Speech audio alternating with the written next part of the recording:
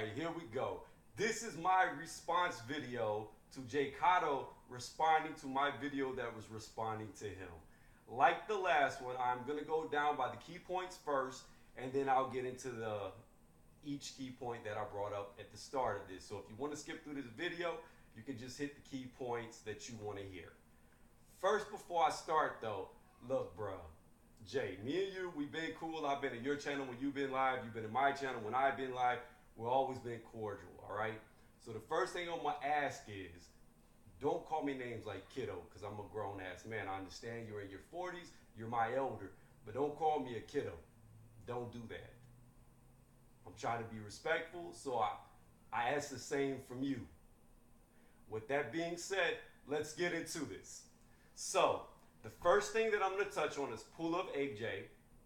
And then he talked about Mayweather's statement about Ali, Dillian White losing to Anthony Joshua, Pacquiao going up in weight, Mayweather versus Garcia, the tension fight that Mayweather had, WBC, Wilder has the belt, White's level of competition, unification match, meaning WBC, White or Wilder versus AJ, fighters of the past versus today's fighters, why fights don't happen, is Mayweather really the GOAT, Dillian White versus AJ next, real fighters are always ready, and paid sparring.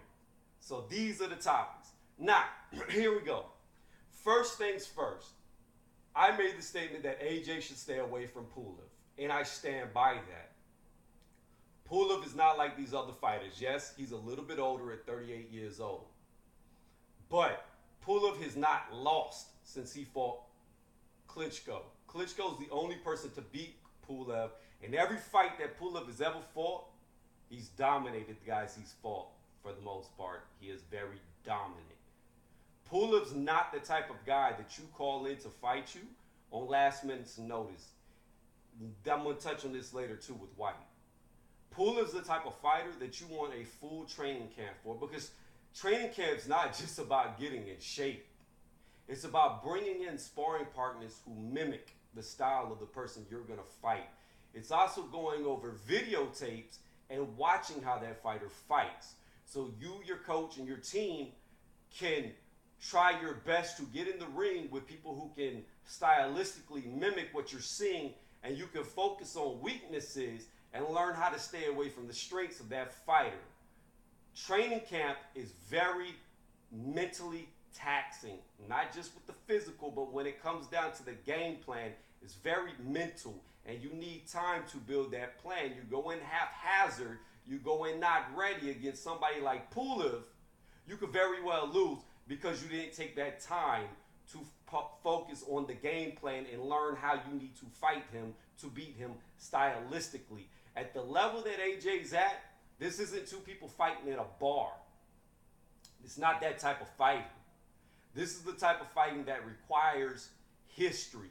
It requires lessons. It requires being taught how to fight that particular fighter, because every fighter at this level is dangerous. And you've got to learn how to walk around that danger and not step into the lava or the fire that they can hit you with. So that's why I said AJ needs to stay away from Pulev. Not that he should never fight him, because I think Pulev has been deserved a belt, a title shot, even more so than I like Dillian White. Dillian White is the #1 contender in 3 different sanctioning bodies, and I feel like Pulev deserves a title shot against AJ before White does, to be honest with you. I feel like Pulev's been very overlooked, but I do not feel AJ should take Pulev with a short camp and no time to study for him. I do believe they should fight. In fact, they should fight next if AJ can't get Wilder or Dominic Brazil, depending on who wins that fight. That's how I honestly feel. They should fight, but just not with short notice. Now, Mayweather making that statement about Ali losing to Leon Spinks. What Mayweather said was, he does not care how old he gets, he would never lose to a man with only 7 fights. Now, I disagree with that statement personally, because I feel, and you can see with Parkinson's, You know, Ali took a lot of damage and he stayed in boxing a lot longer than he should have. He took some losses that he never would have taken in his prime.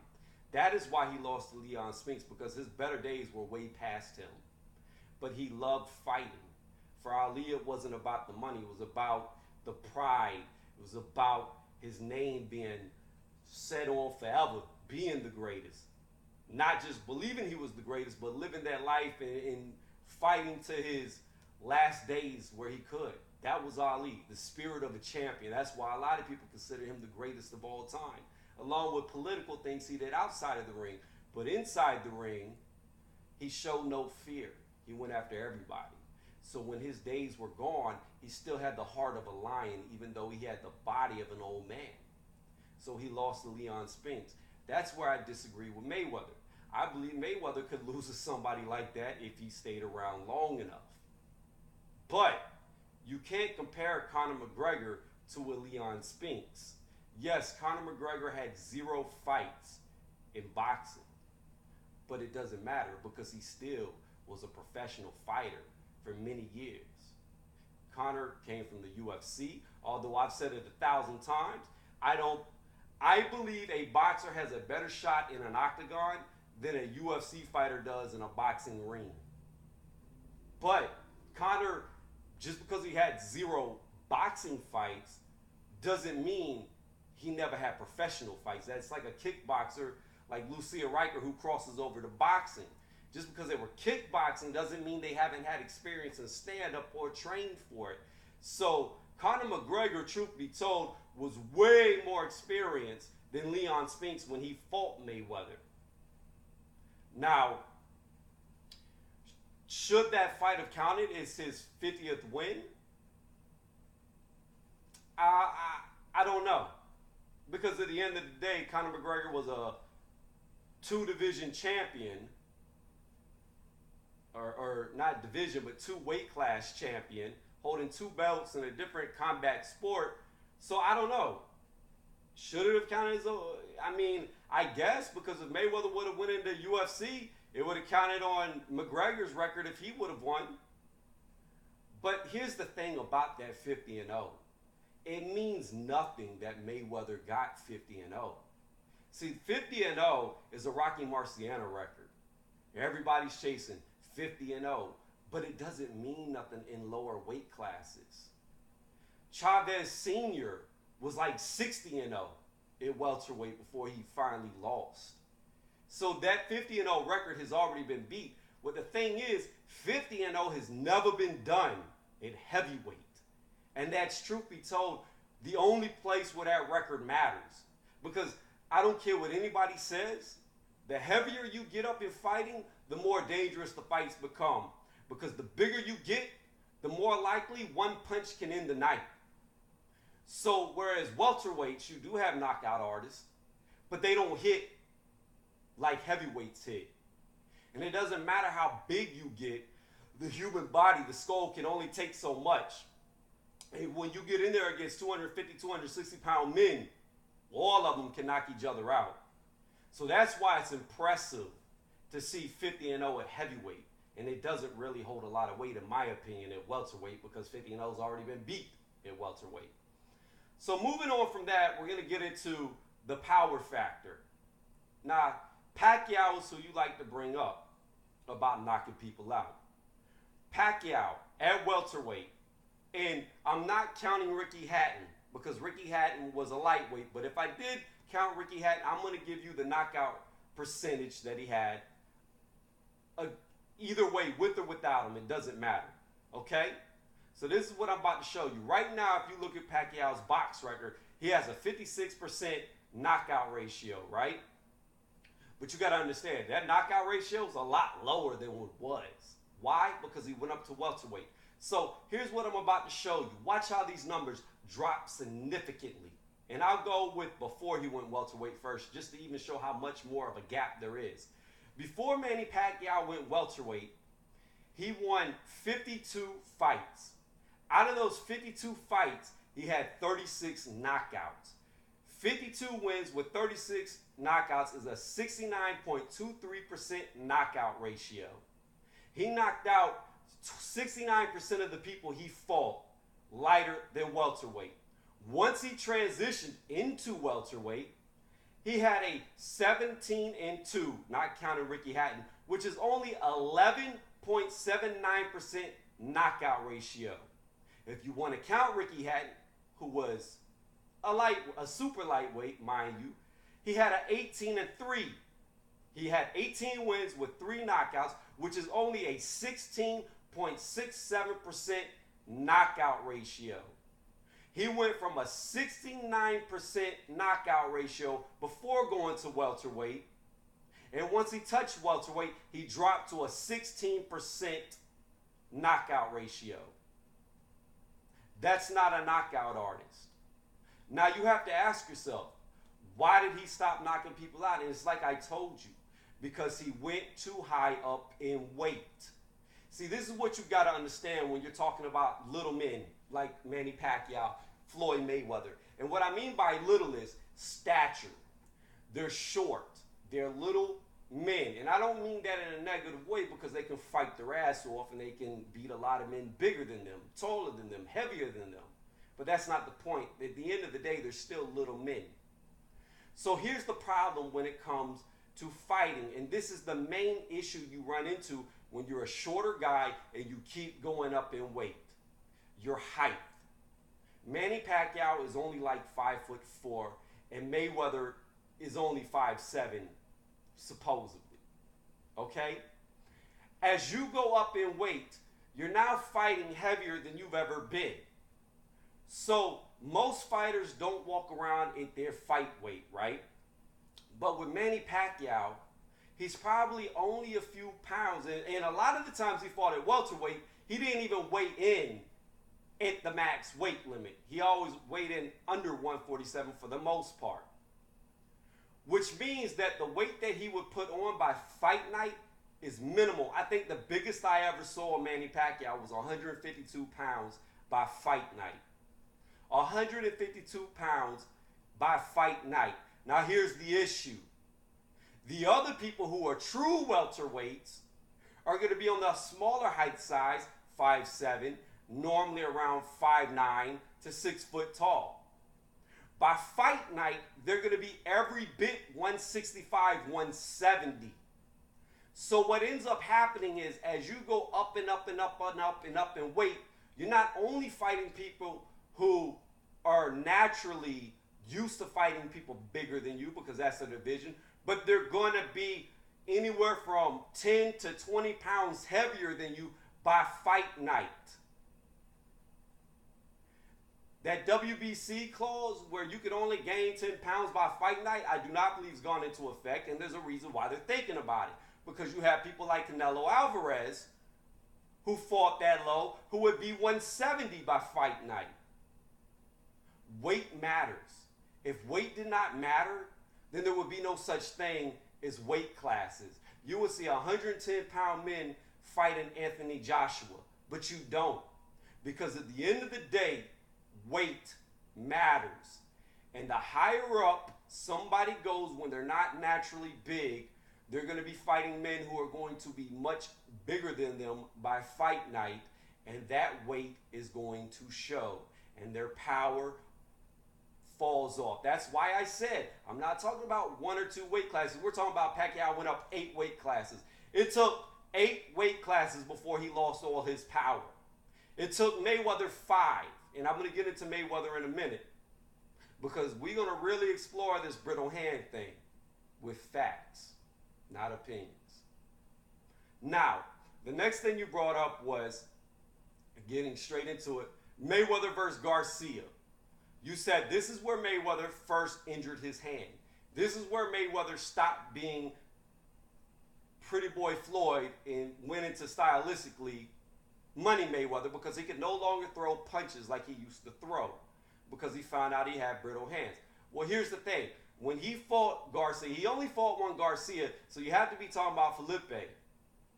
He knocked Felipe out in the 6th round with 14 seconds left in that round. So the broke hand didn't stop him from knocking Garcia out. So I don't understand how you're saying he should have lost to Garcia when he actually KO'd Garcia. Garcia was seeing stars and birds, planes, planets, asteroids, black holes. He saw it all. The whole entire universe was in his head because his lights were out. Then, after that, now this was only Mayweather's 11th fight, mind you, when he fought Garcia. It was only his 11th fight in. After that Garcia fight, he went on to get 4 more knockouts in a row. Didn't look like the brittle hand stopped him from knocking out the next 4 opponents. And after that, after those 4 knockouts in a row, he went on to have 8 more knockouts in his career. His knockouts, if you actually look at his record, stopped when he went to welterweight. He was still knocking people out up until he went to welterweight, just like Pacquiao. Once he went to welterweight, he's only had 3 knockouts. And really, only 2. Really, only 1 if I think about it. Because once again, like I said with Pacquiao, Mayweather knocked out Ricky Hatton at welterweight, who was a blown up super lightweight. So that's 1 knockout that he had at welterweight. His next knockout at welterweight was against Victor Ortiz, who he snuck. Now, I agree with the sneaking because Ortiz was fighting dirty. And when you cheat, by all means, the other fighter should cheat back. And Victor Ortiz got what he deserved. He got knocked cold the fuck out on a cheap-ass punch, but it was well-deserved, and I'm glad Mayweather did it. But regardless, the knockout came to a sneak when Victor Ortiz had no idea he was going to be hit. Then his last knockout, his 3rd knockout at welterweight, was against Conor McGregor. Somebody, like you stated, and I've stated, never had a boxing match before.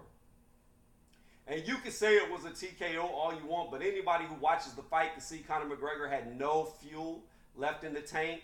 And if the ref would have let it drag on, Conor McGregor would have been sleeping. There was no second win for him. Mayweather came on like a tidal wave, like a stack of dominoes fall and gain more and more momentum as they fall. Conor had nowhere to go. He had no offense left.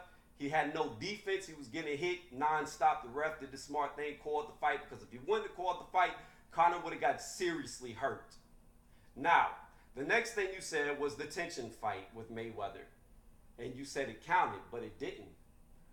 Tension, when he fought Tension in Japan, was after Conor McGregor. Mayweather's current record stands at 50-0. If Tension would have counted, it would have been 51-0, but it was an exhibition match.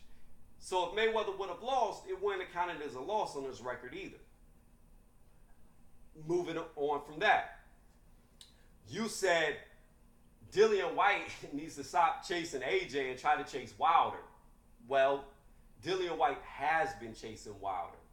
In fact, whenever it was announced that Dominic Breazeale would be fighting Wilder and not White and Eddie Hearn went to the WBC with their lawyers to sue the WBC because Dillian White has the silver belt.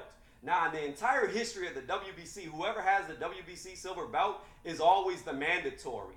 So it makes no sense how Dominic Breazeale is the mandatory when he doesn't have the silver belt and Dillian White does. And Eddie Hearn and White went there to sue him to get the fight. Not to mention that Dillian White showed records from Deontay Wilder where Deontay Wilder texted him and said that he would freeze him out for 2 years and not fight him. So you have to add that in there. So it's not like Dillian White has just been chasing AJ and not been trying to fight Wilder, because he's been trying to fight them both. You brought up White's level of competition. You praise AJ's, but don't praise White. Even though when White fought Parker, White knocked Parker on his ass and was tagging him at will, something AJ could not do. Parker was evading AJ the entire fight. Yes, AJ won the fight because Parker was running more than he was hitting. He was dodging more than he was connecting, and AJ was landing punches here and there. But Parker most definitely stayed out of AJ's way for most of the fight. Whereas when he fought Dillian White was on that ass and was flooring. So, and that's something that's never happened to Joseph Parker. Joseph Parker's never been knocked down in sparring as an amateur or in the pros. And he got knocked on his ass by Dillian White, which was a first in his career. Moving on from that, you said a unification match. I agree. I would love to see Dillian White go for the WBC and fight AJ with all the marbles, because that would be the biggest fight ever to be held in England. But it's one of the things where if Deontay Wilder won't fight you and you're the #1 mandatory for 2 of AJ's belts, then you fight AJ and you worry about the guy who won't fight you later. Moving on from that point, you talked about fighters of the past versus fighters from today. This is where I tend to agree with you.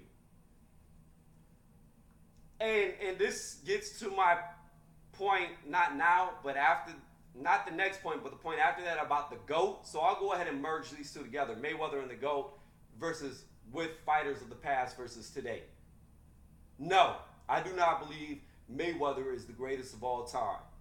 My personal opinion, if you're going to go for a pound-for-pound list, would be Roy Jones Jr. in his prime. I think a prime Roy Jones Jr., because he was so God-gifted with speed and agility and timing and reflexes, would beat anybody. I love Mayweather's defensive shell, but I think James Toney did it better. I feel like James Toney's fought harder competition through his career than Mayweather did. And I feel like not only is James Toney a defensive genius, but he's an offensive monster as well. And the way that Roy Jones beat him when James Toney was undefeated only shows you how great Roy Jones was before he himself went too high up in weight and ended up getting himself knocked out for it. Now, fighters of the past. I believe, in my personal opinion, Sugar Ray Leonard is probably the best welterweight to ever fight. Probably hands down the best to fight. I know you have the argument, well, Hagler beat him. No, Leonard won. No, Hagler won. No, Leonard won. You have people who see it both ways, even though Leonard got the decision. I personally have been slipping.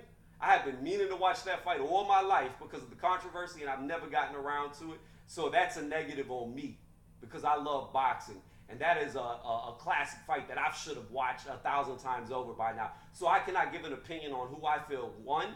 But what I can tell you is that the fight was that close. Leonard was coming off of what?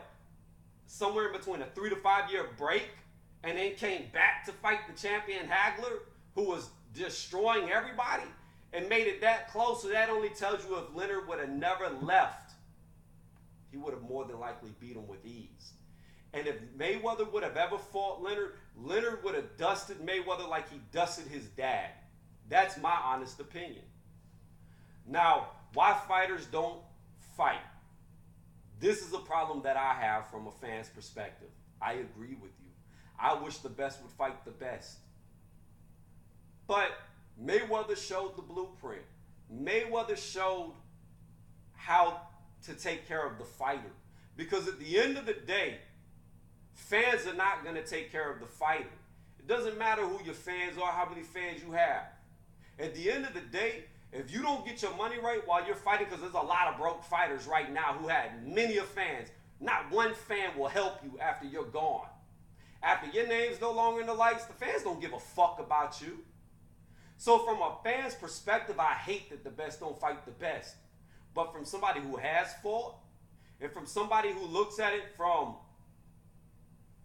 an unbiased opinion and not just being a fan, but seeing it from the fighter's perspective, the fighter needs to take care of himself. He needs to make sure that he's made as much money as possible by the time he gets out of boxing, that he's comfortable for the rest of his life.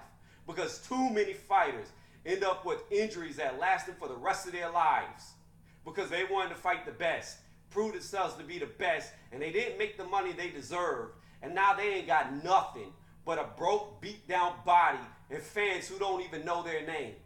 It's people like me and you that remember them, but casuals don't give a fuck and don't help them after they're not famous. So you know what?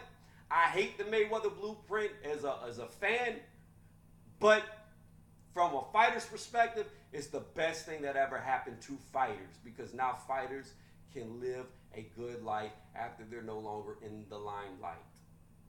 Is Mayweather the GOAT? I already brought that up. I told you, I think personally, if you're going to go off the skills and style, Roy Jones Jr. in his prime, pound for pound, is the best of all time. I don't think there's been anybody in the ring like him before him, and it'll be a long time before we see somebody like him after him. Roy Jones is the definition of God-given talent. It's better than technique. It's better than training. And I'm not saying he didn't train, but Roy Jones made a lot of mistakes. Technically did a lot of things wrong, but he was so God-gifted that it didn't matter.